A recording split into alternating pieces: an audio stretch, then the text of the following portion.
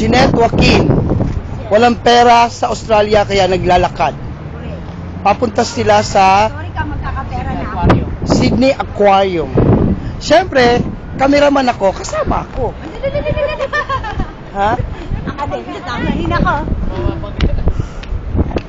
Diba? Ganda ng Australia. Ayan. Dito kami, naglalakad kami sa tulay. Ano masasabi mo, Jeanette, na para ka lang turista talaga? Di ba? Ako nababagay.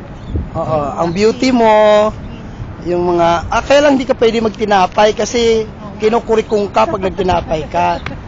Ngayon, nga, hi ka. Panda. Ano yun? Panda. Sandali. Ay! Hindi naman. Bakit? Ano kuya, ano masasabi mo? Ano masasabi mo na may mga date? Ang ganda dito sa Australia.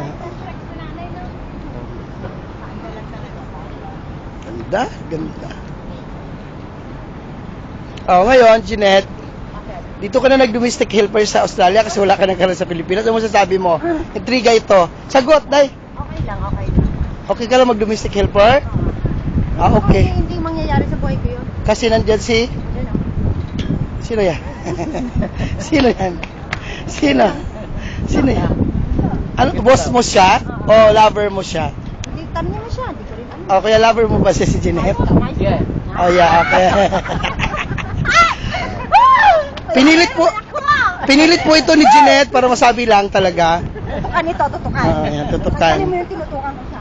Kasi mahaba na talaga. O sige na, babu.